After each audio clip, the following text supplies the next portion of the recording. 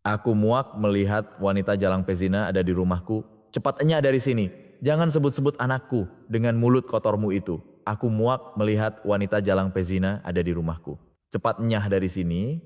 Jangan sebut-sebut anakku dengan mulut kotormu itu. Kau bahkan tidak tahu itu anak siapa. Beraninya kau menipuku dengan mengatakan itu darah dagingku. 5 tahun yang lalu, Baskara Aditama, Direktur Eksekutif Grup Aditama, mengusir istrinya yang sedang hamil hingga terlilit utang. Semua karena ia mempercayai foto-foto perselingkuhan yang direkayasa oleh ibu mertuanya. Baskara, suatu saat kau akan tahu kebenarannya.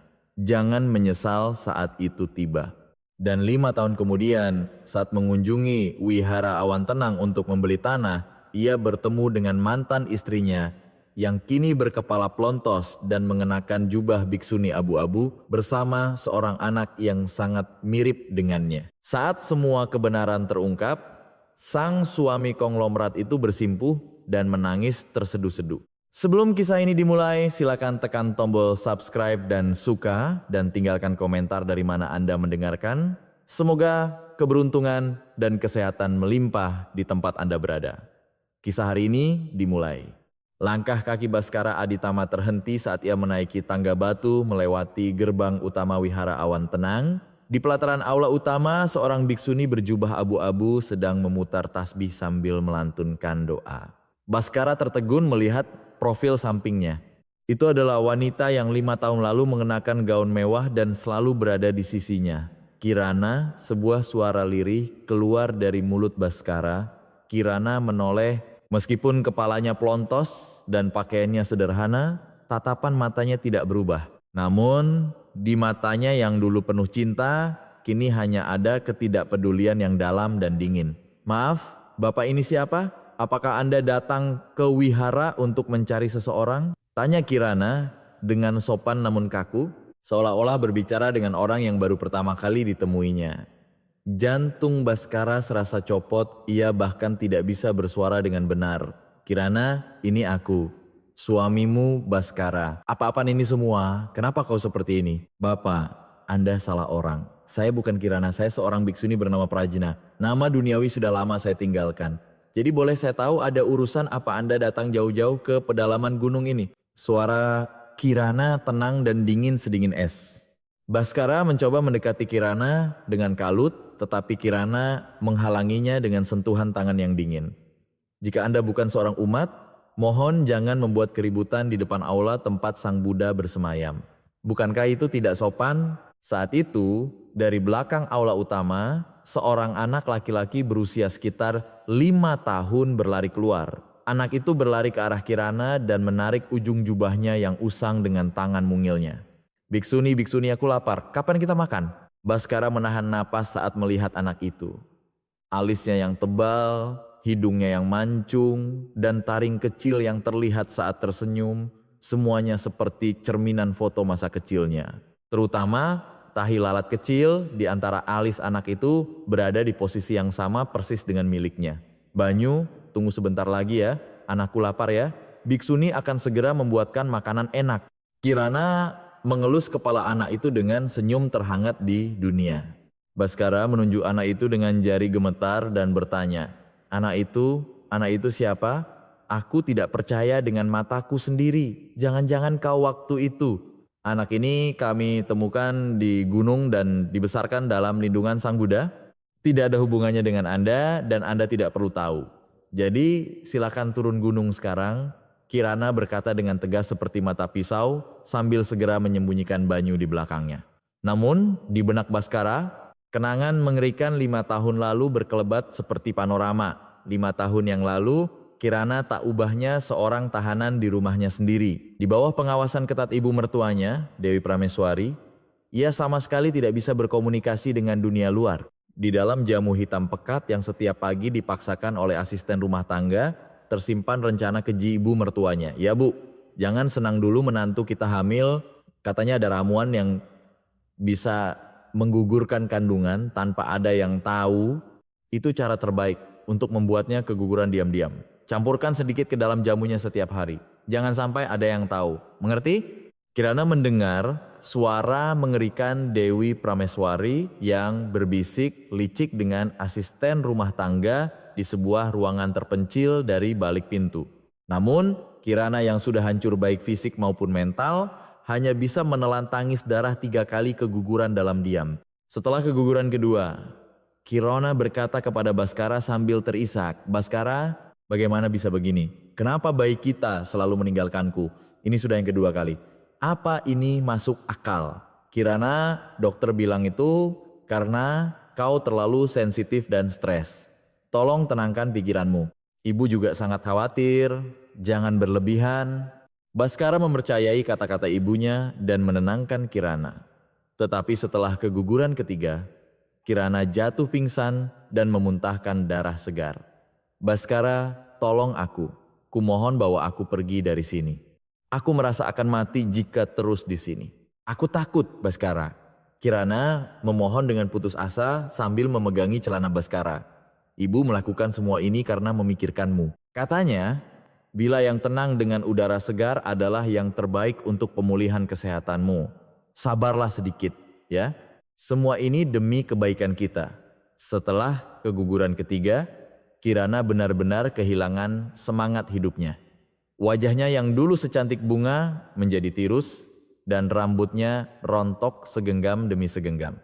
Namun, Dewi Prameswari tidak bergeming dan malah memerintahkan dosis obat yang lebih kuat. "Sudah terlanjur begini, kali ini kita harus cabut akarnya. Buat dia tidak bisa hamil lagi. Gandakan dosis obatnya dan pastikan kau melihatnya meminumnya di depan matamu." Pada hari ia mengetahui kehamilan keempatnya, Kirana memutuskan untuk mempertaruhkan nyawanya dan bayinya. Saat asisten rumah tangga yang mengawasinya lengah, ia berlari keluar dari villa tanpa alas kaki yang layak menuju ruang kerja Baskara. Di dalam hati, Kirana hanya ada satu harapan terakhir. Keyakinan teguh bahwa jika ia mengatakan semua kebenaran kepada suaminya, Baskara, ia akan melindunginya dan bayi mereka. Hari itu juga, hujan turun deras seolah langit bocor. Kirana mengetuk pintu ruang kerja dengan tangan gemetar dan berteriak panik. "Baskara, buka pintunya. Ada yang ingin kubicarakan.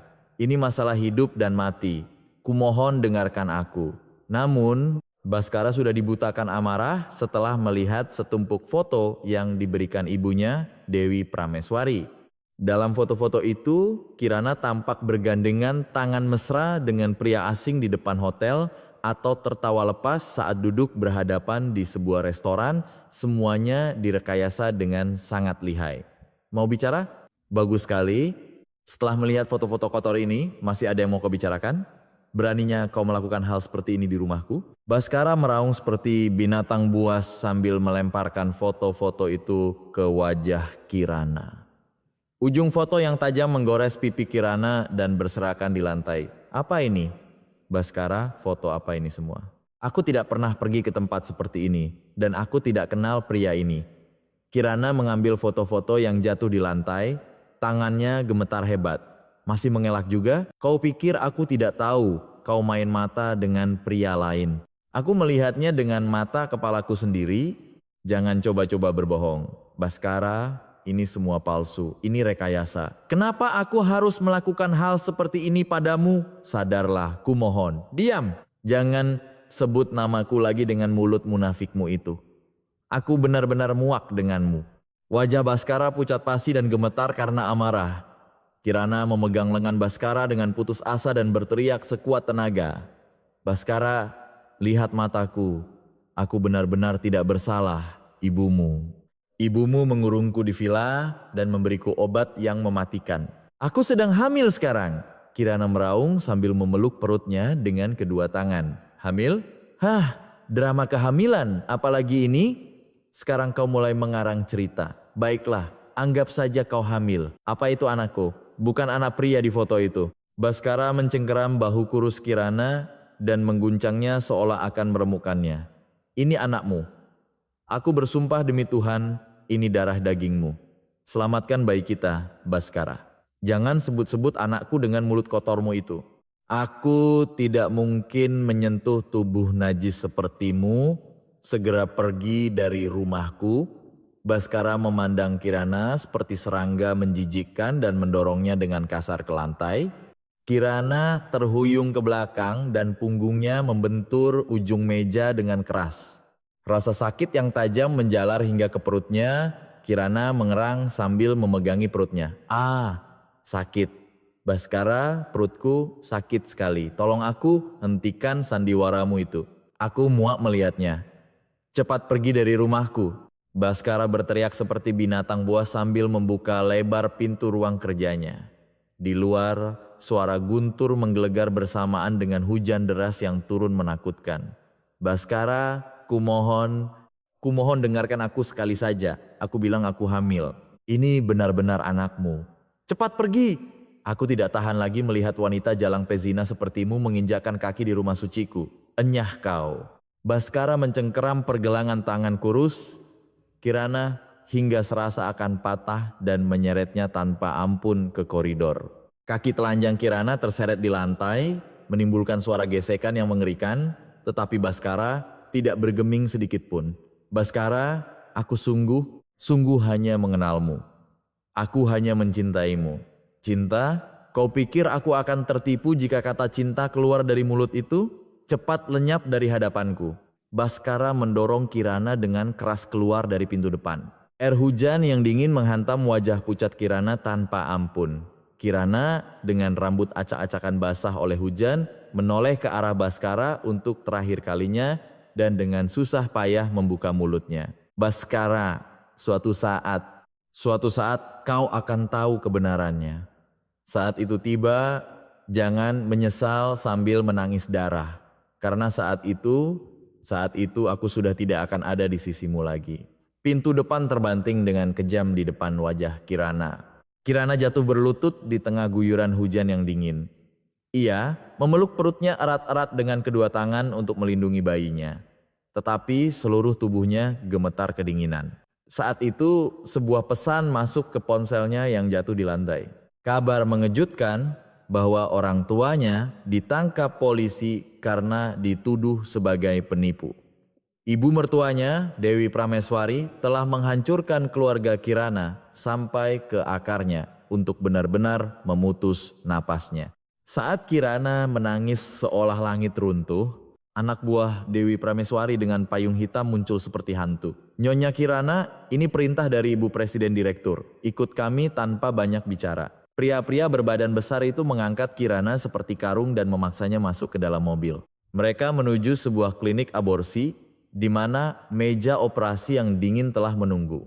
Dewi Prameswari telah bertindak untuk menggugurkan paksa anak keempat di dalam kandungan Kirana.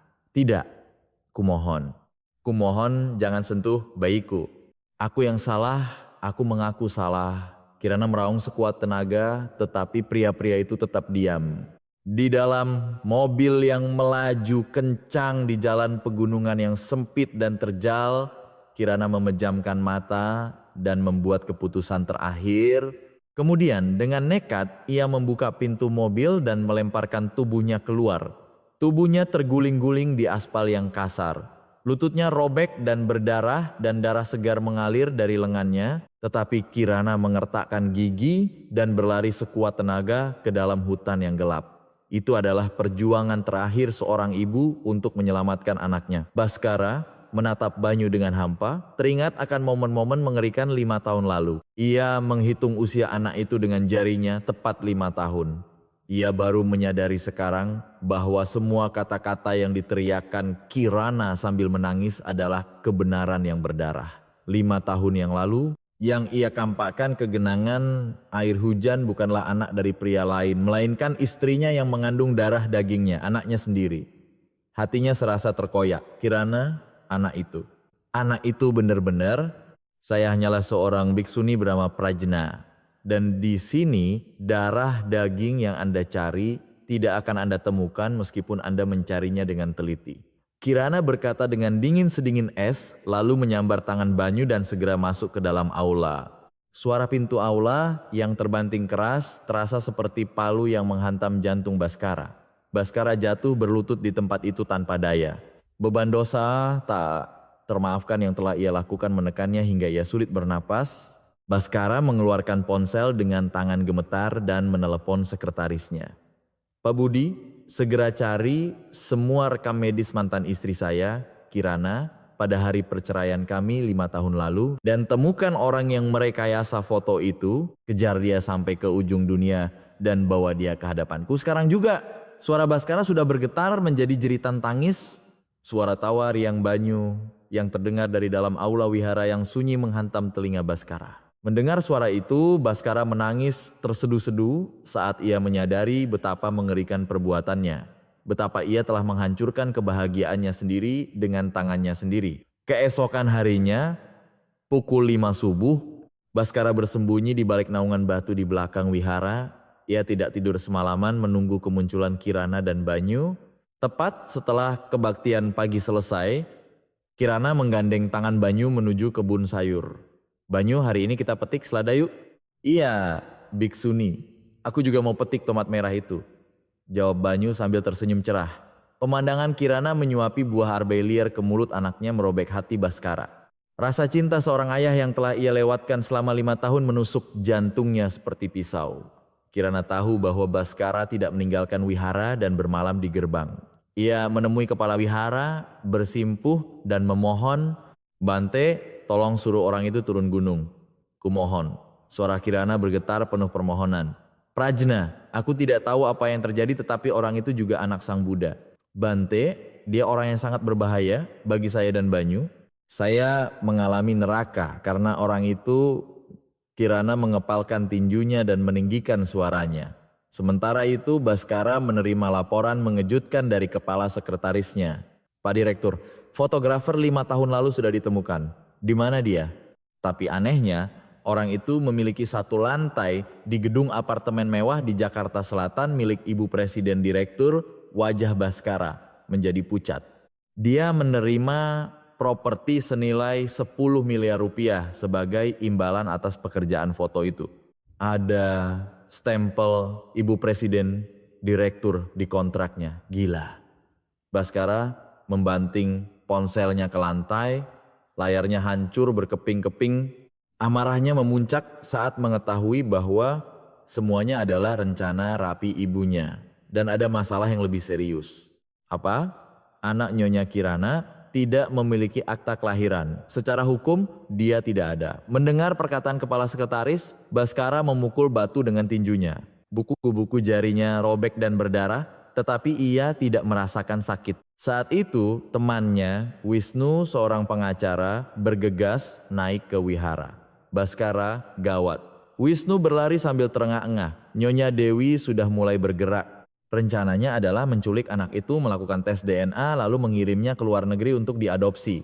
Apa? Sekarang di sekitar wihara sudah ada orang-orang mencurigakan, mereka menyamar sebagai umat, tapi gerak-gerik mereka sangat aneh. Pembuluh darah Baskara menonjol seolah akan pecah. Beraninya mereka menyentuh anakku. Memang benar, anak buah Dewi Prameswari sudah menyusup ke dalam wihara. Memanfaatkan waktu kebaktian subuh, mereka mencuri sikat gigi dan cangkir yang digunakan Banyu dan melarikan diri. Baskara melihat mereka dan berlari sekuat tenaga. "Hei, bajingan, berhenti!" Baskara menangkap kerah salah satu anak buahnya dan membantingnya ke tanah. Pria itu mengerang dan jatuh. "Sini berikan." Baskara merebut kantong berisi sikat gigi dan meninju wajah anak buah lainnya. Terdengar suara tulang, hidung patah dan darah muncrat. "Arh!" Anak buah itu berteriak sambil memegangi hidungnya. Baskara merebut ponselnya dan memeriksa riwayat panggilan. Panggilan dengan Dewi Prameswari terekam utuh. Laporkan sebagai penelantaran anak dan ambil paksa anak itu. Setelah tes DNA, segera kirim ke luar negeri. Jangan tinggalkan jejak, terdengar suara dingin Dewi Prameswari. Hapus dia sepenuhnya agar wanita itu tidak bisa menemukannya. Mengerti? Baik Bu, akan kami laksanakan dengan pasti. Baskara kejang-kejang karena amarah. Wanita gila ini. Baskara melempar ponsel itu ke batu hingga hancur. Ia bergegas ke tempat Kirana dan mengetuk pintu. "Kirana, gawat, ibu mau menculik Banyu." Tetapi Kirana tidak menjawab. "Kirana, kumohon, kita harus segera membawa anak itu pergi dan bersembunyi. Saya tidak bisa percaya. Anda juga sekongkol dengan wanita iblis itu kan?" Sama seperti 5 tahun lalu, Anda mau menipu saya lagi? Tidak. Kali ini, aku tidak bohong. 5 tahun lalu Anda juga bilang begitu. Suara Kirana nyaris seperti jeritan. Anda menyebut saya wanita jalang pezina dan mengusir saya ke tengah hujan. Apa Anda lupa hari itu saat saya diusir dalam keadaan hamil? Baskara menyandarkan dahinya ke pintu dan memukulnya dengan kepalan tangan. Kirana, waktu itu aku gila. Aku ditipu oleh ibu. Sudah cukup, pergilah. Kumohon biarkan aku dan Banyu hidup tenang. Keesokan paginya, Baskara yang datang kembali bersama pengacara Wisnu bersimpuh di hadapan Kirana. Kirana, kumohon izinkan tes pengakuan anak. Setelah itu, aku akan membantumu mendaftarkan akta kelahiran resmi untuk Banyu. Dengan hak apa? Tanya Kirana sambil menatapnya dengan dingin.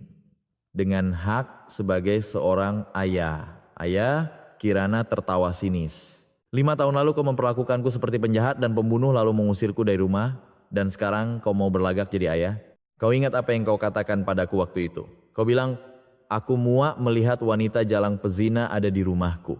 Kirana menampar pipi Baskara dengan tangan gemetar. Plak! Pipi Baskara memerah. Maaf, Kirana.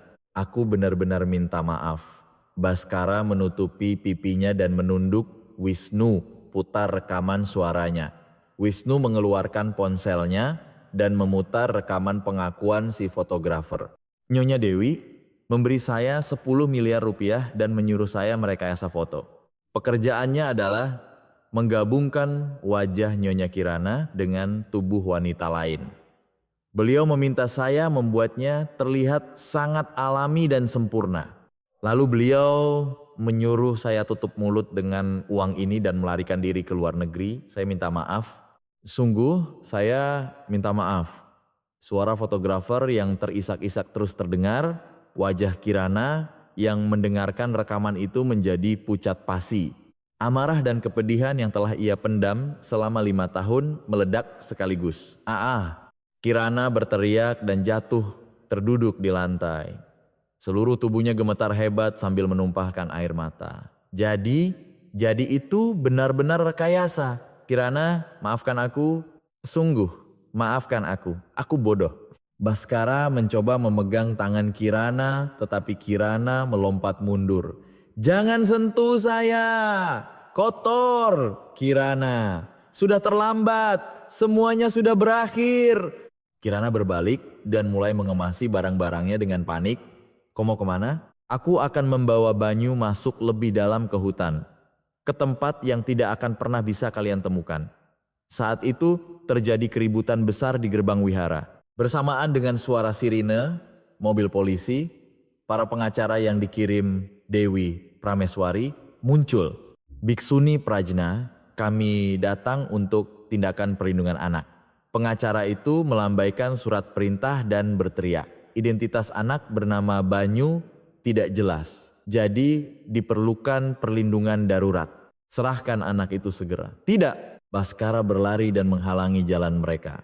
Jangan sentuh anakku, apakah ada bukti hukum bahwa dia anak Anda? Aku akan mengambil sampel darah sekarang juga dan melakukan tes DNA. Baskara menyingsingkan lengan bajunya dan berteriak.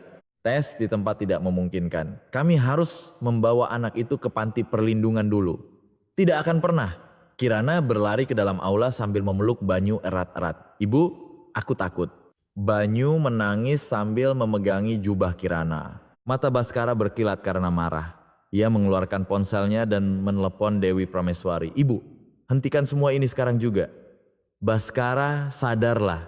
Jangan tertipu lagi oleh wanita itu. Jika ibu menyentuh anak itu, aku akan menyerahkan semua data dana gelap grup Aditama ke kejaksaan. Suara Baskara mengguncang seluruh wihara.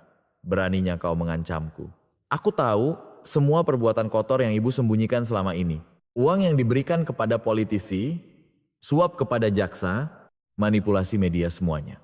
Dewi Prameswari terdiam sejenak. Coba saja, kita lihat siapa yang akan menang. Saat telepon terputus, Baskara merasa perang mematikan dengan ibunya telah dimulai. Saat polisi kembali menuju aula, Baskara melemparkan tubuhnya untuk menghalangi, tolong tunggu 72 jam, sampai hasil tes DNA keluar. Secara prosedur tidak bisa. Saya akan menanggung semua tanggung jawab. Saya, Baskara Aditama, yang menjamin. Baskara bersimpuh dan memohon dengan sungguh-sungguh. Di dalam aula, Kirana gemetar sambil memeluk Banyu dan bersandar di dinding. Ia siap mempertaruhkan nyawanya untuk melindungi anaknya. Baskara berdiri di pelataran wihara, mengepalkan tinjunya. Ia siap masuk ke neraka sekalipun untuk menebus kesalahan mengerikan yang ia lakukan 5 tahun lalu. Ia bersumpah tidak akan memaafkan siapapun, termasuk ibunya yang berani menyentuh Banyu dan Kirana. Pada hari kedua menunggu hasil tes DNA pukul 2 siang, Baskara sedang mengawasi Banyu bermain di halaman wihara. Hatinya terasa sesak melihat anak itu tertawa sambil mengejar kupu-kupu. Saat itu, 3 pria berpakaian seperti pendaki gunung muncul di jalur setapak di belakang wihara. Banyu, sini. Salah satu dari mereka melambai pada Banyu. Siapa? Banyu memiringkan kepalanya dan bertanya, "Paman kasih permen enak sini." Pria itu mengeluarkan permen dari sakunya. Saat Banyu mendekat karena penasaran, pria-pria itu mengepungnya. "Ah, lepaskan aku!"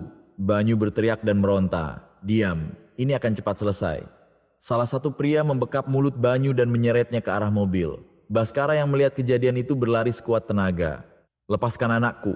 Baskara berteriak sambil berlari, tetapi pria-pria itu sudah memasukkan Banyu ke dalam mobil. "Tolong, ayah!" Banyu mengulurkan tangannya dari jendela mobil sambil menangis. Baskara menggenggam kunci mobilnya dan melompat ke dalam mobil. Mobil para penculik mulai melarikan diri melalui jalan pegunungan yang sempit. "Dasar bajingan!" Baskara menginjak gas dan mengejar. Terjadilah kejar-kejaran maut di jalan pegunungan yang sempit. Saat mobil penculik berbelok tajam, Baskara juga mengikutinya dengan paksa. Badan mobilnya menggesek pagar pembatas, menimbulkan percikan api. Berhenti. Baskara membunyikan klakson dan berteriak. Ia menabrakkan mobilnya ke sisi mobil para penculik. Brak! Kedua mobil bertabrakan dengan suara keras. Mobil penculik oleng dan menabrak pohon. Mobil Baskara juga menabrak pagar pembatas dan terguling ke lereng. Mobil itu terguling 2 kali dan terbalik, semua kacanya pecah. Aruh, Baskara mengerang dan merangkak keluar dari mobil yang terbalik. Darah mengalir dari dahinya, tetapi ia tidak peduli. Para penculik juga keluar dari mobil mereka dengan sempoyongan akibat kecelakaan. Salah satu dari mereka mencoba melarikan diri sambil menyeret Banyu. "Lepaskan, lepaskan anakku." Baskara yang berlumuran darah berlari dan memegangi kaki penculik itu. "Arh, lepaskan." Penculik itu menendang wajah Baskara. Darah menyembur dari mulut Baskara, tetapi ia tidak melepaskan pegangannya. "Ayah," Banyu menangis sambil mengulurkan tangan ke arah Baskara. "Banyu, tidak apa-apa. Ayah akan melindungimu." Baskara tersenyum meski berlumuran darah. Saat itu Kirana tiba di lokasi kecelakaan. Pemandangan itu sangat mengejutkan hingga membuatnya hampir pingsan. "Banyu!" Kirana berlari dan memeluk Banyu yang ketakutan. "Biksuni, aku takut sekali." Banyu membenamkan wajahnya di jubah Kirana dan menangis. Kirana menatap Baskara yang masih tersenyum meski berlumuran darah. Perasaan campur aduk bergejolak di dadanya. "Bodoh, kenapa melakukan hal seperti ini?" gumam Kirana. Sementara itu, Dewi Prameswari yang mendengar berita kecelakaan itu segera memanipulasi media. Ia memberikan perintah darurat kepada kepala sekretarisnya. Cegah berita bahwa Baskara terluka saat mencoba menyelamatkan anak Kirana. Sebaliknya, beritakan bahwa selingkuhan Kirana yang menyerang Baskara. "Baik Bu, akan segera kami laksanakan." Atas perintah Dewi Prameswari, berbagai media dan YouTuber mulai menyebarkan berita bohong. Bahkan di dalam ambulans yang membawanya ke UGD, Baskara menelepon Wisnu. "Wisnu, serahkan rekaman dashcam ke kejaksaan." "Baskara, jangan bicara. Fokus pada pengobatanmu sekarang." "Tidak." Itu bukti percobaan pembunuhan dan penculikan anak oleh Nyonya Dewi. Baskara bergumam hingga kehilangan kesadaran. Baskara sadar keesokan paginya setelah menjalani operasi darurat di rumah sakit. Kepalanya diperban dan 3 tulang rusuknya patah. "Pak Direktur, Anda sudah sadar." Kepala sekretarisnya berada di samping tempat tidurnya. "Banyu selamat. Nyonya Kirana sudah membawanya ke wihara." Baskara menghela napas lega. "Dan ada kabar baik." Kami menemukan asisten rumah tangga yang memberikan obat kepada Nyonya Kirana 5 tahun lalu. Benarkah? Iya. Sekarang wanita itu siap memberikan kesaksian. Baskara segera menemui asisten rumah tangga itu dengan kursi roda. Wanita berusia 60-an itu mengaku telah tersiksa oleh rasa bersalah. Saya sungguh minta maaf. Nyonya Dewi mengancam saya. Ancaman apa? Anak saya dipenjara karena kasus penipuan dan beliau mengancam akan menimpakan kejahatan yang lebih besar jika saya tidak patuh. Wanita itu mengaku sambil terisak. Beliau menyuruh saya memasukkan obat pemicu keguguran ke dalam jamu Nyonya Kirana setiap hari. 3 kali keguguran itu juga karena obat itu. Tangan Baskara gemetar. Apa ada bukti? Iya. Saya diam-diam merekam saat Nyonya Dewi memasukkan obat itu sendiri. Khawatir nanti hanya saya yang dihukum. Asisten rumah tangga itu mengeluarkan video dari ponselnya. Terlihat jelas Dewi Prameswari memasukkan bubuk putih ke dalam jamu. Ini bukti yang sangat kuat? Iya, wajahnya terlihat jelas. Sementara itu, Kirana yang kembali ke wihara dikepung oleh media. Para wartawan dan YouTuber yang disuap oleh Dewi Prameswari mengepung gerbang wihara. Biksuni Pezina, keluar! Siapa ya anak itu? Biksuni kok main-main sama laki-laki? Para wartawan melontarkan kata-kata kotor. Kirana mencoba masuk ke wihara sambil menggandeng tangan Banyu, tetapi para wartawan menghalanginya. Tunggu sebentar, wawancara sebentar. Seorang wartawan menarik jubah Kirana. Lepaskan. Kirana menepis tangannya, tetapi para wartawan semakin beringas. Saat itu Baskara muncul setelah kabur dari rumah sakit. Ia menghalangi para wartawan dengan kursi rodanya. Minggir, jangan sentuh keluargaku.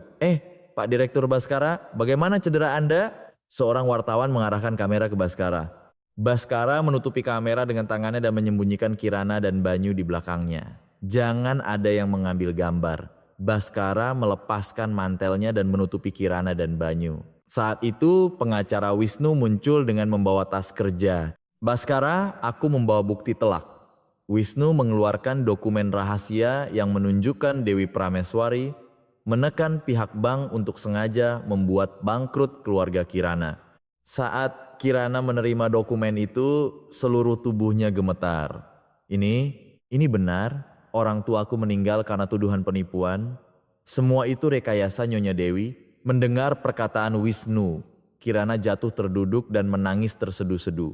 Ayah, ibu, maafkan aku. Aku tidak tahu. Jeritan Kirana menggema di seluruh wihara. Baskara turun dari kursi rodanya dan bersimpuh di hadapan Kirana. Kirana, bunuh aku jika itu bisa meredakan amarahmu. Tapi aku akan mempertaruhkan nyawaku untuk mengembalikan kehormatanmu dan anak kita. Sumpah tulus Baskara membuat air mata Kirana semakin deras. Sementara itu, Dewi Prameswari yang merasa terdesak oleh Baskara memainkan kartu terakhirnya. Ia mengadakan rapat direksi darurat, memecat Baskara dari jabatannya dan membekukan semua asetnya. Namun, Baskara sudah siap. Tepat sebelum dibekukan, ia mentransfer dana pribadinya kepada asisten kepercayaannya. Pak Yanto, tolong pindahkan makam orang tua Nyonya Kirana ke tempat yang lebih baik dan siapkan iklan untuk pemulihan nama baik mereka. Baik Pak, akan saya laksanakan dengan pasti. Baskara hanya memikirkan Kirana bahkan saat ia terancam kehilangan semua hak istimewanya. Ia bertekad untuk menepati janji yang tidak bisa ia tepati 5 tahun lalu.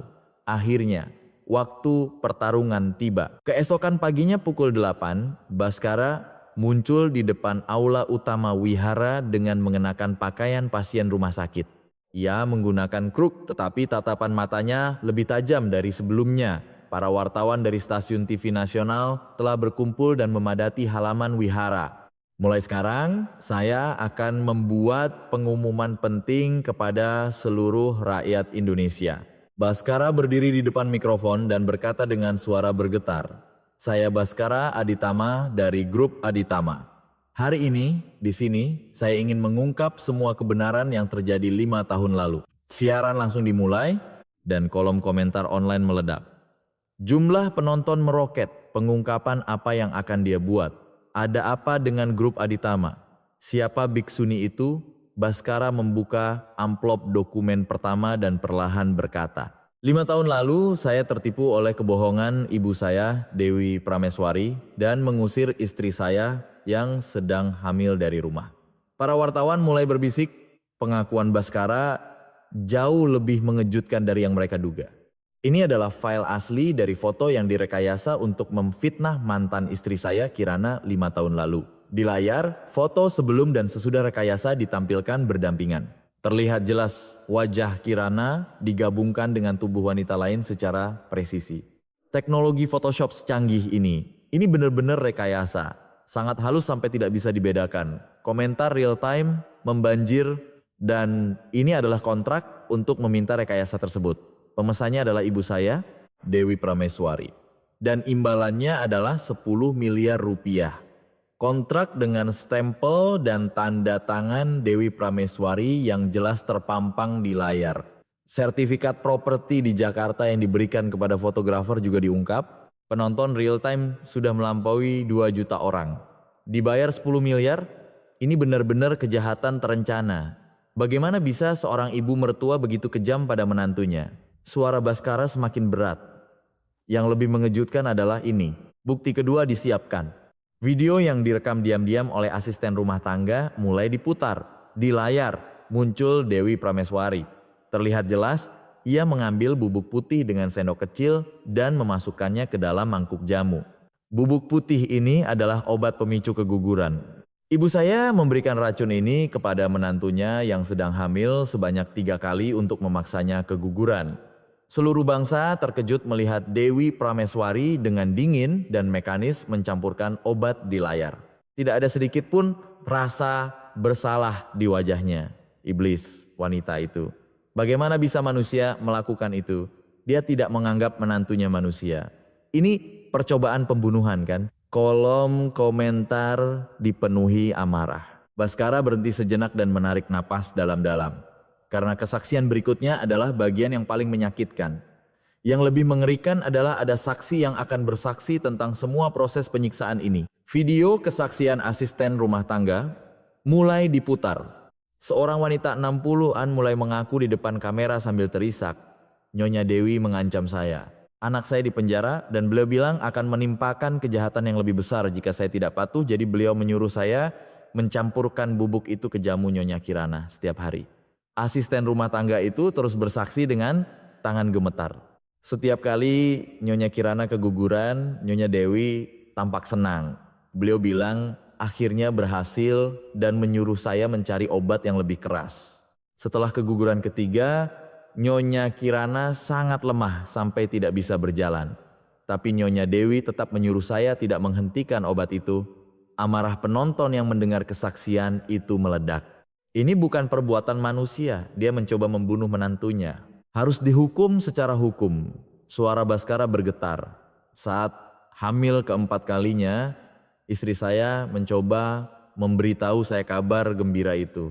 Tetapi saya yang melihat bukti rekayasa yang disiapkan ibu saya, menuduhnya sebagai pezina dan mengusirnya ke tengah hujan. Baskara menunduk dan melanjutkan dengan suara tercekat. Yang saya usir bukanlah istri yang selingkuh. Itu adalah keluarga tak berdosa yang membawa darah daging saya di dalam perutnya. Di layar muncul rekaman CCTV dari hari itu. Kirana berlutut di tengah hujan menangis sambil memeluk perutnya. Betapa putus asanya wanita itu diusir saat sedang hamil sungguh kejam. Simpati penonton beralih ke Kirana, tetapi ada hal yang lebih mengerikan. Baskara meledakkan bom ketiga.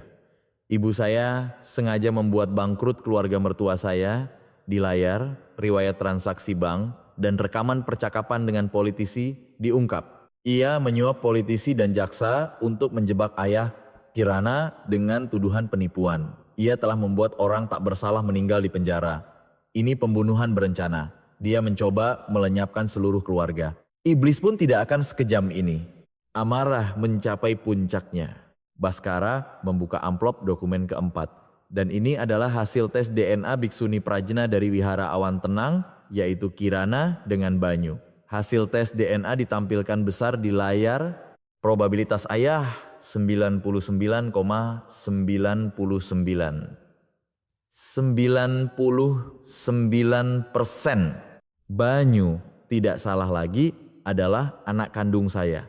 Baskara mengangkat tinggi-tinggi hasil tes itu dan meninggikan suaranya. Oleh karena itu, hari ini di sini saya secara resmi mendaftarkan akta kelahiran Baskara Banyu dan menyatakan secara resmi bahwa ia adalah pewaris sah grup Aditama. Pada saat itu, muncul teks berita kilat di salah satu sudut layar. Dewi Prameswari, Presiden Direktur Grup Aditama, ditangkap darurat. Dewi Prameswari yang diborgol di depan Kejaksaan Agung Jakarta disiarkan langsung, dikelilingi oleh wartawan. Saya tidak bersalah, menantu saya yang selingkuh. Makanya begitu, Dewi Prameswari berteriak dan meronta. Semua itu bohong, bukti-bukti itu rekayasa. Tetapi semua bukti sudah disiarkan secara real time. Seorang pejabat kejaksaan berdiri di depan mikrofon dan mengumumkan, Dewi Prameswari telah diajukan surat perintah penangkapan atas total 15 tuduhan, termasuk pemalsuan, pemicuan keguguran, pencemaran nama baik, pemaksaan dan percobaan penculikan anak. Sementara itu, Kepala Sekretaris Dewi Prameswari juga tertangkap di Bandara Soekarno-Hatta saat mencoba melarikan diri. Jangan lari, semua sudah terbongkar. Polisi memborgol kepala sekretaris itu dan membawanya, opini publik seketika berbalik. Kita harus minta maaf pada Biksuni Kirana, kasihan sekali dia selama 5 tahun. Betapa susahnya dia membesarkan anak sendirian. Ibu yang sungguh hebat. Orang seperti inilah bodhisattva sejati. Karangan bunga dan pesan dukungan mulai membanjiri wihara awan tenang. Baskara mengatur suaranya untuk deklarasi terakhir. Hari ini, di sini saya telah memutuskan 2 hal. Para wartawan menahan napas dan memperhatikan. Pertama, saya akan mengalihkan seluruh saham saya di grup Aditama ke sistem perwalian manajemen profesional. Baskara mengeluarkan kontrak yang telah disiapkannya. Kedua, saya sendiri menyatakan pensiun permanen dari jajaran manajemen perusahaan. Para wartawan berbisik, cucu konglomerat menyerahkan segalanya dengan sukarela. Apa hal seperti ini mungkin terjadi? Momen Baskara menandatangani kontrak disiarkan langsung ke seluruh negeri. Semua harta yang saya miliki akan saya sumbangkan ke yayasan beasiswa yang didirikan atas nama orang tua Nyonya Kirana. Setelah konferensi pers selesai, Baskara membawa tas kerjanya dan mencari Kirana. Kirana sedang berdoa bersama Banyu di aula sambil menyalakan lilin. Kirana. Baskara memanggil dengan hati-hati. Kirana menoleh. Masih ada kewaspadaan di matanya, tetapi permusuhan dingin yang dulu sudah banyak memudar. Ini surat keputusan rehabilitasi nama baik orang tuamu. Baskara menyerahkan dokumen resmi dari pengadilan. Dalam persidangan ulang, mereka dinyatakan sepenuhnya tidak bersalah. Orang tuamu tidak bersalah. Kirana menerima dokumen itu dengan tangan gemetar. Tulisan tidak bersalah tertera dengan jelas. Benarkah? Benarkah ini? Dan semua harta yang dirampas juga sudah kembali. Aku sudah mendirikan yayasan beasiswa atas nama orang tuamu dan setiap tahun bisa membantu 100 siswa. Baskara menyerahkan dokumen pendirian yayasan dan buku tabungan. Kirana menangis terseduh-seduh mendengar kabar bahwa kepedihan orang tuanya selama 5 tahun akhirnya terhapus. Ayah, ibu, akhirnya kepedihan kalian terhapus. Kirana bersimpu di depan foto orang tuanya dan menangis. Maafkan aku. Sungguh maafkan aku tidak berdaya sehingga terlambat. Baskara diam-diam bersujud di samping Kirana. Sejak hari itu, penebusan dosa Baskara yang sesungguhnya dimulai. Sebulan setelah pemulihan nama baik, Baskara memulai proyek konstruksi besar di tanah datar di bawah wihara. Itu adalah lokasi pembangunan perpustakaan anak Banyu Larasati yang dinamai menurut nama orang tua Kirana. Pemandangan Baskara menggali tanah dengan sekop membuat penduduk desa heran. Apa orang itu benar-benar konglomerat? Betul, aku lihat di TV, katanya anak dari grup Aditama. Kenapa orang seperti itu menggali tanah di sini? Para ibu-ibu desa berbisik. Baskara berpartisipasi dalam pekerjaan fondasi, bercucuran keringat. Ia mengenakan pakaian kerja bukan jas dan mengendarai truk bukan mobil mewah untuk mengangkut material. Perpustakaan yang selesai dalam sebulan menjadi bangunan terindah di daerah itu. Ratusan anak berbondong-bondong datang pada hari peresmian. Wow, banyak sekali bukunya. Ada komputer juga, aku mau belajar di sini. Sorak-sorai anak-anak memenuhi perpustakaan. Kirana memandangi semua itu dari aula dengan perasaan campur aduk. Ia mulai mengakui sedikit demi sedikit bahwa perubahan Baskara bukanlah pertunjukan sesaat. Sementara itu, Kirana mulai dikenal sebagai seorang konselor meditasi welas asih yang membantu orang-orang yang terluka hatinya. Sesi konseling yang diadakan setiap hari Sabtu di aula wihara selalu ramai dikunjungi orang dari seluruh negeri. Biksuni, suami saya selingkuh, saya sangat menderita. Seorang wanita 40-an mengaku sambil menangis. Saya tahu betapa dalamnya penderitaan itu. Saya juga pernah mengalami kepedihan yang sama. Kirana menghibur dengan hangat. Benarkah Biksuni juga? Ya. Dulu saya juga berpikir saya telah ditinggalkan oleh suami saya. Tetapi kepedihan itu membuat saya lebih kuat. Banyak orang yang terhibur oleh konseling tulus Kirana. Baskara bangun setiap subuh pukul 5 untuk menyapu halaman wihara. Menyiapkan teh hangat setiap kali Kirana selesai kebaktian pagi adalah rutinitasnya. Mas Baskara, Anda bekerja keras ya. Suatu hari, Kirana untuk pertama kalinya mengucapkan terima kasih kepada Baskara. Saya hanya melakukan hal yang wajar. Baskara menjawab dengan rendah hati. Banyu sekarang memanggil Baskara dengan sebutan ayah secara alami. Baskara mengajarkan anak itu membaca, menulis, dan berhitung. Mempraktikkan cinta seorang ayah yang telah ia lewatkan selama 5 tahun. Ayah, bagaimana cara menulis kata cinta? Nah, coba tulis seperti ini. Ada huruf ca, i, n, ta. Baskara memegang tangan Banyu dan perlahan mengajarkan huruf. Apa itu cinta? Pertanyaan polos Banyu membuat Baskara melirik Kirana sejenak. Cinta adalah ikat. Tentu ayah paling mencintai Banyu dan Biksuni. Kirana yang mendengar pengakuan Baskara sejenak menghentikan pekerjaannya. Suatu hari Baskara menyiapkan hadiah istimewa untuk Kirana. Ia menemukan dan merestorasi sulaman ibunya yang paling berharga bagi keluarga Kirana. Bagaimana ini bisa? Kirana terkejut melihat sulaman itu. Ini adalah barang yang paling disayangi ibu Anda semasa hidup kan? Saya minta ahli barang antik untuk merestorasinya sepenuhnya. Itu adalah peninggalan ibunya yang ia kira hilang saat keluarganya bangkrut 5 tahun lalu. Kirana duduk di depan bingkai sulaman itu dan mengenang masa kecilnya bersama ibunya. Ibu, sekarang aku bisa menyulam lagi. Kirana mengambil benang sulam dan dengan hati-hati membuat tusukan pertama. Perasaan yang telah hilang seolah hidup kembali sedikit demi sedikit. Grup Aditama telah sepenuhnya beralih ke sistem manajemen profesional dan beroperasi secara transparan. Harga saham stabil dan kepuasan karyawan meningkat. Baskara tidak lagi terlibat dalam manajemen dan fokus menyebarkan pengaruh baik sebagai dewan yayasan. Pak Direktur, Mas Baskara, apa Anda benar-benar tidak menyesal? Tanya pengacara Wisnu penasaran. Sama sekali tidak. Justru hidup seperti ini lebih bahagia. Baskara menjawab dengan tulus. Penduduk desa yang mengetahui kisah Kirana dan Baskara mulai memberikan dukungan. Mereka membawa sayuran musiman ke wihara dan memberikan kimchi buatan rumah kepada Baskara. Pak Baskara, ini kimchi buatan rumah kami, bawalah. Terima kasih, akan saya nikmati. Baskara menerima kimchi itu dengan sopan. Jika ada keluhan dari para lansia desa, Baskara turun tangan langsung menyelesaikannya. Pengaspalan jalan, pemasangan lampu jalan, hingga proyek air bersih, semuanya didukung oleh Yayasan Baskara. Kapan desa kita jadi sebagus ini? Semua berkat Pak Baskara. Orang seperti itulah orang kaya sejati. Penduduk desa mulai sangat menghormati Baskara. Kirana mengunjungi makam orang tuanya bersama Baskara. Ia berziarah secara resmi di depan makam yang baru direnovasi. Ayah, ibu, sekarang semua kepedihan sudah terhapus. Kirana bersimpuh dan bersujud. Dan saya membawa ayah Banyu. Silakan beri salam. Baskara juga ikut bersimpuh dan bersujud dengan hormat. Bapak Ibu mertua, meskipun terlambat menantu Anda memberi salam, saya akan menjaga Kirana dan Banyu seumur hidup saya. Hati Kirana terasa sesak mendengar salam tulus Baskara. Ia bersyukur bisa memberitahu orang tuanya tentang kedamaian saat ini, bukan kesedihan masa lalu. Baskara menjual penthouse mewahnya di Jakarta. Dengan uang itu, ia membangun rumah singgah untuk tunawisma dan pusat perawatan lansia. Aku ingin benar-benar lepas dari keterikatan materi. Baskara mengaku pada Kirana.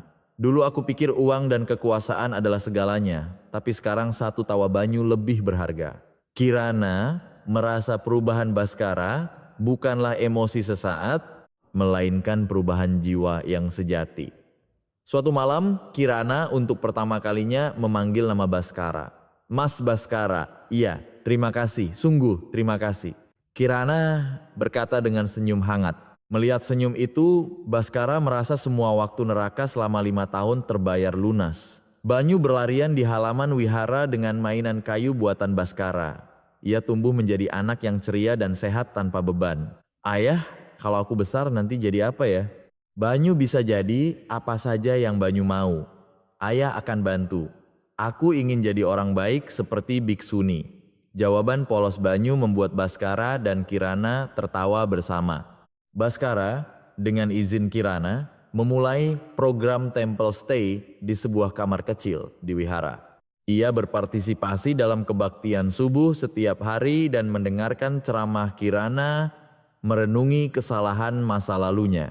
Aku tidak bisa mengubah kesalahan masa lalu, tapi aku akan menebusnya dengan kehidupanku di masa depan. Baskara berjanji di hadapan Sang Buddha. Hari-hari damai terus berlanjut hingga suatu musim dingin, Baskara menerima panggilan darurat. Kabar bahwa Dewi Prameswari yang dipenjara dalam kondisi kritis, Pak Direktur, Ibu Presiden Direktur di ICU karena pneumonia. Suara petugas medis penjara bergetar. Beliau ingin bertemu putra dan cucunya untuk terakhir kalinya. Baskara terdiam sejenak. Ia berkonflik antara amarah pada ibunya dan kewajiban sebagai keluarga. Kirana yang melihat ekspresi kaku Baskara bertanya, "Ada apa, Ibu kritis?" "Ingin bertemu aku dan Banyu untuk terakhir kalinya." Suara Baskara terdengar sedih. Kirana berpikir sejenak lalu berkata, "Pergilah." "Apa? Jika kau tidak bisa mengakhiri kebencian, kau juga akan terkurung di dalam penjara itu. Pergilah dan ucapkan selamat tinggal yang sesungguhnya." Kirana menepuk punggung Baskara dengan lembut. "Apa Banyu harus ikut? Anak itu berhak mengenal neneknya. Tapi jangan pernah biarkan dia sendirian." Baskara tiba di ruang kunjungan penjara sambil menggandeng tangan Banyu. Dewi Prameswari mengenakan seragam narapidana dan selang oksigen. Sosok ratu konglomerat yang dulu glamor tidak terlihat lagi. "Baskara, cucuku." Dewi Prameswari mencoba memanggil Banyu dengan tangan gemetar. Tetapi Banyu yang terbiasa dengan jubah Kirana takut melihat penampilan Dewi Prameswari. "Ayah, nenek itu menakutkan." Banyu bersembunyi di belakang Baskara. Dewi Prameswari dengan susah payah bersuara, "Baskara, kau harus merebut kembali grup Aditama. Itu takdir keluarga kita." "Ibu, apa ibu masih belum mengerti?" Baskara menghela napas. "Akui bahwa ibu salah. Minta maaflah pada Kirana." "Minta maaf? Kenapa aku harus minta maaf pada wanita itu?" Masih ada racun dalam suara Dewi Prameswari. "Keluarga kita jadi begini karena wanita itu." "Ibu!" Baskara berteriak. "Apa ibu masih belum menyadari kesalahan ibu? Kirana tidak bersalah. Ibu yang merekayasa semuanya." Dewi Prameswari memegang tangan Banyu dan berkata dengan putus asa, "Banyu, dengarkan nenek, kau adalah keturunan Aditama. Kau tidak boleh besar di wihara seperti itu. Lepaskan dia." Baskara melepaskan tangan ibunya. Nenek menakutkan. Banyu mulai menangis. Dewi Prameswari berteriak dengan sisa tenaganya, "Jika aku mati, wanita itu akan merusak Banyu. Dia akan menjadikannya biksu." "Cukup!" Kirana adalah ibu terbaik untuk Banyu. Baskara menggendong Banyu dan meninggalkan ruang kunjungan. Dewi Prameswari berteriak dari belakang, "Baskara, kembalilah. Jangan tinggalkan nenek sendirian." Tetapi Baskara tidak menoleh. Ia menyerah pada semua harapan saat memastikan ibunya masih belum menyadari kesalahannya. "Ayah, kita tidak akan bertemu nenek itu lagi kan?" tanya Banyu cemas. "Iya, tidak akan lagi. Kita akan hidup bahagia di wihara bersama Biksuni." Baskara menenangkan Banyu. Beberapa hari kemudian, sisa-sisa kekuatan lama yang setia pada Dewi Prameswari melakukan perlawanan terakhir. Mereka mengajukan gugatan pembatalan akta kelahiran Banyu dengan alasan ilegal. Kami menuntut pembatalan akta kelahiran Baskara Banyu karena pendaftarannya cacat. Pengacara menyerahkan dokumen ke pengadilan. Namun, Baskara sudah menyiapkan semua pertahanan hukum. Pengacara Wisnu menyajikan bukti bantahan yang sempurna. Pendaftaran kelahiran Banyu dilakukan sepenuhnya secara legal. Hasil tes DNA dan rekam medis semuanya lengkap. Upaya terakhir, kubu Dewi Prameswari di pengadilan gagal total. Dalam proses ini, Baskara menyadari bahwa kunjungannya yang terlalu sering ke wihara bisa mengganggu latihan spiritual Kirana. Karena penduduk desa mulai berbisik, sejak pria itu sering di wihara, sepertinya biksuni tidak bisa fokus berlatih. Betul, pasti tidak enak kan? Mendengar ini, Baskara berkata kepada Kirana, "Sebaiknya saya menjaga jarak. Maksudmu?" "Orang-orang bilang kedatanganku yang terlalu sering mengganggu latihan spiritualmu." Kirana berpikir sejenak, kalau begitu mau bagaimana lagi? Kirana juga merasa tidak nyaman dengan tatapan penduduk desa.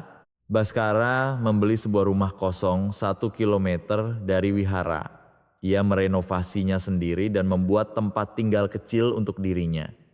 Kenapa ayah pergi jauh? Banyu merasa sedih. Ayah tidak pergi jauh, hanya tinggal di rumah lain.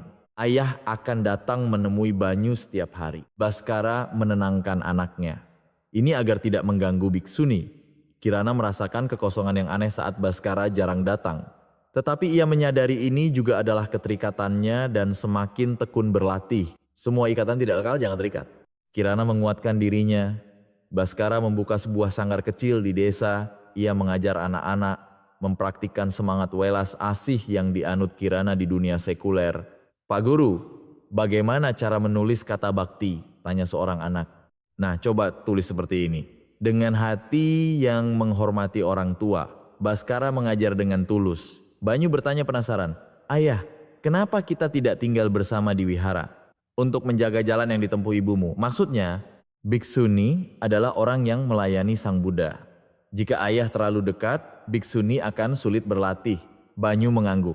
"Jadi, ayah menjaga kita dari jauh?" "Betul. Ayah adalah penjaga Banyu dan biksuni." Kirana merasa hatinya hangat setiap kali mendengar suara tawa anak-anak dari sanggar yang dibangun Baskara. Ia merasa cara Baskara mencintainya telah berubah dari kepemilikan menjadi perlindungan. Beberapa hari kemudian, putusan kemenangan akhir atas semua gugatan yang diajukan sisa-sisa kekuatan Dewi Prameswari keluar. Baskara telah memadamkan api sekuler terakhir yang mengganggu Kirana dan Banyu. Sekarang semuanya benar-benar berakhir. Pengacara Wisnu menyampaikan kabar kemenangan dengan lega. Kirana berdoa untuk Baskara di aula Sang Buddha. Semoga beban rasa bersalah yang dipikul Mas Baskara sedikit lebih ringan. Malam itu Kirana meletakkan teh yang ia seduh sendiri di depan pintu rumah Baskara. Ia juga meninggalkan secarik catatan kecil. "Terima kasih atas kerja kerasmu, Prajna." Baskara menemukan teh dan catatan itu. Matanya berkaca-kaca. Ia menyadari itu adalah pintu hati kecil yang diizinkan Kirana untuknya. Keduanya saling mendukung dari posisi masing-masing, mempertahankan bentuk hubungan yang jauh namun dekat. Mereka berkembang menjadi hubungan yang matang yang mengatasi krisis dengan bijaksana. Suatu hari di musim semi, Baskara memanen hasil pertama dari kebun sayur kecil yang ia garap. Ia membersihkan sawi, lobak, dan selada segar dengan hati-hati dan menaruhnya di keranjang. Saat kabut pagi belum sirna, Baskara diam-diam naik ke wihara. Ia meletakkan keranjang sayur di belakang dapur wihara dan meninggalkan secarik catatan kecil. "Sayuran yang ditanam dengan tulus. Silakan gunakan untuk persembahan." Kirana menemukan sayuran segar itu saat mampir ke dapur untuk menyiapkan persembahan pagi.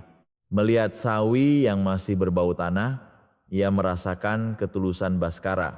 Orang ini, Kirana bergumam dengan senyum kecil. Beberapa hari kemudian, Kirana mengundang anak-anak dari sanggar Baskara ke wihara untuk memberikan mereka pengalaman belajar di alam. Wow, ada bunga-bunga cantik di gunung. "Biksuni, burung itu apa?" Anak-anak menjelajahi alam dengan gembira. Kirana dan Baskara secara alami menyiapkan makan siang anak-anak bersama. Mereka membagikan bekal yang dibawa Baskara dan buah yang disiapkan Kirana. Pak Guru dan Biksuni menyiapkan ini untuk kita, seorang anak terharu. Sambil makan siang, Baskara berkata dengan hati-hati, Kirana, saya sekarang sudah tidak punya keinginan untuk membawamu kembali seperti dulu.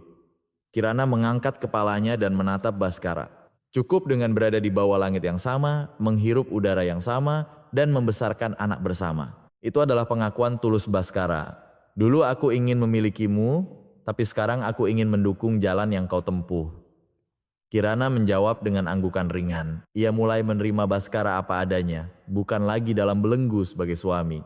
Beberapa hari kemudian, Baskara menemukan warisan terakhir Dewi Prameswari. Obligasi rahasia dan rekening tersembunyi. Tanpa ragu, Baskara menyumbangkan semuanya ke Yayasan Sosial Kirana. Aku harus mengubah benih jahat ibuku menjadi buah yang baik, katanya kepada pengacara Wisnu sambil menyerahkan dokumen sumbangan. Kau benar-benar menyumbangkan semuanya, ya ini puluhan miliar, ya. Sumbangkan semuanya tanpa sisa sepeser pun. Hati Baskara sudah bulat. Pada saat yang sama, pengurusan akta kelahiran Banyu di pengadilan akhirnya selesai. Pengacara Wisnu datang membawa surat pemberitahuan resmi. Banyu sekarang secara hukum telah mendapatkan identitas penuh sebagai Baskara Banyu. Tidak ada banding yang mungkin. Kirana menghela napas lega. Sekarang aku benar-benar lega. Sementara itu, Kirana menerima tawaran istimewa dari kepala wihara. Prajna, sekarang kau sudah pantas menjadi biksuni resmi dan menerima murid. Benarkah, Bante? Latihan dan kebajikanmu sudah mencapai tingkat itu. Banyak orang yang mencari ajaran darimu. Kirana mendapatkan kepercayaan tertinggi sebagai seorang praktisi spiritual. Baskara bersama penduduk desa memperbaiki jalan menuju wihara. Ia merapikan tangga batu dan memasang lampu jalan agar Kirana aman saat berjalan di malam hari. Berkat Pak Baskara, desa kita benar-benar berubah. Sekarang kita bisa ke wihara malam hari tanpa takut. Penduduk desa berterima kasih. Kirana melihat Baskara dihormati di desa dan dipanggil Pak Guru. Ia terlihat jauh lebih bersinar daripada saat menjadi pewaris konglomerat. Orang itu terlihat benar-benar bahagia, gumam Kirana pada dirinya sendiri. Hari ulang tahun Kirana tiba. Baskara menyiapkan hadiah istimewa, bukan perhiasan mewah. Edisi pertama dari buku puisi Chairil Anwar yang disukai Kirana saat masih muda. Bagaimana Anda bisa mendapatkan ini? Kirana terkejut. Ini buku yang kau sesali karena hilang saat kuliah, kan? Aku mencarinya di toko buku bekas. Kirana menerima buku puisi itu dengan mata berkaca-kaca. Perhatian detail Baskara menghangatkan hatinya. 1 bintang kenangan, dan 1 bintang cinta, dan 1 bintang kesepian. Kirana membaca bait puisi favoritnya dan mengenang masa kecilnya. Beberapa hari kemudian, Kirana menghadiahkan sapu tangan hasil sulamannya sendiri kepada Baskara. Motif bunga teratai terukir dengan rapi. Apa ini? Tanda terima kasih. Selama ini Anda sudah banyak berkorban. Kirana berkata dengan malu-malu. Baskara menerima sapu tangan itu dengan haru. Itu adalah hadiah pertama yang dibuat Kirana dengan tulus untuknya. Desa itu menjadi tempat paling damai di seluruh negeri. Perpaduan antara welas asih Kirana dan kebijaksanaan Baskara. Turis yang mencari penyembuhan mulai berdatangan. Saya mendapatkan kedamaian hati di sini.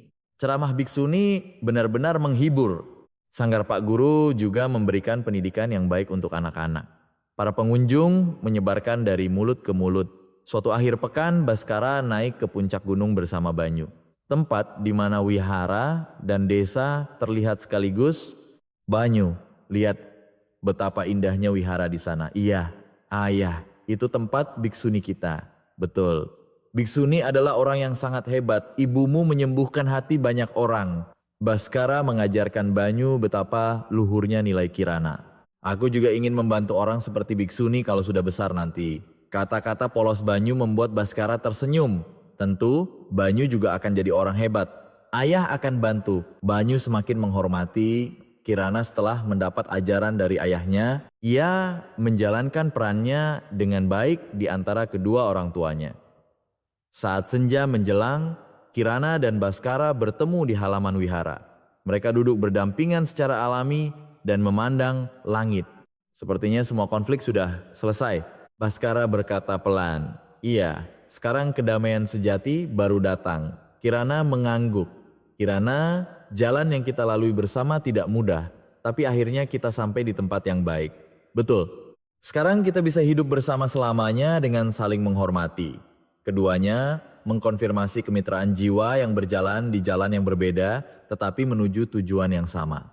Semakin malam, suara lonceng wihara menyelimuti seluruh desa. Penutup hari yang damai, Baskara kembali ke rumah kecilnya, memikirkan hal-hal yang akan ia lakukan untuk Kirana dan Banyu besok. Kirana berdoa di aula untuk Baskara, Banyu, dan penduduk desa. Semuanya kembali ke tempatnya. 5 tahun berlalu. Banyu sekarang adalah seorang anak laki-laki berusia 10 tahun yang sehat dan cerdas. Setiap pagi ia belajar sastra klasik dan sejarah di Sanggar Baskara, dan sore harinya ia belajar meditasi dan semangat welas asih di Wihara Kirana. Ayah, hari ini aku belajar tentang mempelajari masa lalu untuk mengetahui masa depan di kelas. Aku mengerti artinya. Banyu berkata dengan gembira. Oh ya? Coba jelaskan artinya. Artinya adalah mempelajari yang lama untuk mengetahui yang baru. Mirip dengan welas asih yang aku pelajari dari biksuni. Baskara tersenyum puas, anaknya tumbuh menjadi pribadi yang memiliki kebijaksanaan dan welas asih. Kirana sekarang menjadi seorang biksuni senior yang paling dihormati di daerah itu. Orang-orang yang terluka dari seluruh negeri datang menemuinya. Dan Wihara Kirana menjadi benteng terakhir bagi orang-orang yang putus asa. Biksuni, setelah suami saya meninggal, saya tidak punya alasan untuk hidup. Seorang nenek 60-an mengaku sambil menangis. Saya tahu betapa dalamnya kepedihan itu. Tapi fakta bahwa Anda masih hidup adalah hadiah terakhir dari almarhum suami Anda. Kirana memegang tangan nenek itu dan menghiburnya. Cinta Anda tidak berakhir, melainkan berlanjut dalam bentuk lain. Nenek itu merasa sangat terhibur oleh kata-kata Kirana. Baskara mengelola sebuah toko buku kecil merangkap sanggar di bawah wihara bernama Sang Pelindung. Ia selamanya melepaskan posisi pewaris konglomerat dan memutuskan untuk menghabiskan sisa hidupnya sebagai penjaga kehidupan damai Kirana dan Banyu. Pak Baskara, hari ini banyak anak-anak yang datang ya. Kepala desa mengagumi Sang Pelindung. Saya senang anak-anak menyukai buku. Baskara memandangi rak-rak buku yang ia tata dengan rapi dengan bangga. Sementara itu, terdengar kabar bahwa Dewi Prameswari meninggal dalam kesendirian di penjara. Baskara menyelenggarakan pemakamannya dengan tenang. Alih-alih lagu pemakaman yang megah, hanya suara lantunan doa yang monoton yang mengisi rumah duka. Ibu, sekarang beristirahatlah dengan tenang. Baskara mengucapkan salam terakhir di depan peti mati. Seluruh warisan Dewi Prameswari disumbangkan ke masyarakat. Baskara telah sepenuhnya mengakhiri sejarah kelam keluarganya. Kirana tetap tidak melepaskan jubahnya. Tetapi sebagai ibu Banyu dan satu-satunya orang yang memahami Baskara, ia mempertahankan kehidupan yang bijaksana yang meruntuhkan batas antara dunia sekuler dan spiritual. Biksuni, ayah membawakan sayuran lagi. Banyu berkata sambil tersenyum. Ya, beliau orang yang baik. Kirana menjawab sambil tersenyum. Setiap malam saat lonceng wihara berbunyi, Baskara selalu menghadap ke arah Kirana dan bersujud. Mengakhiri hari dengan mendoakan kedamaiannya adalah rutinitasnya. Sang Buddha, terima kasih karena Kirana telah melewati hari ini dengan damai. Doa tulus Baskara. Penduduk desa belajar arti cinta sejati dengan melihat Kirana dan Baskara. Bukan kepemilikan, melainkan hubungan seperti lentera yang saling menerangi jalan masing-masing. Itulah cinta sejati. Mereka saling menghargai tanpa ikut campur. Bisakah kita hidup seperti itu? Penduduk desa menatap dengan kagum. Banyu selalu melakukan rutinitas yang sama sepulang sekolah. Pertama, ia mampir ke Sang Pelindung, ayahnya untuk makan camilan dan mengerjakan PR. Lalu ia mampir ke wihara ibunya untuk ikut kebaktian sore. Ayah, hari ini di sekolah disuruh menulis cita-cita. Kau mau tulis apa? Menjadi orang yang membantu orang lain, seperti biksuni. Jawaban polos Banyu membuat hati Baskara terenyuh. Teman-teman lama dari Jakarta sesekali datang dan membujuknya untuk kembali.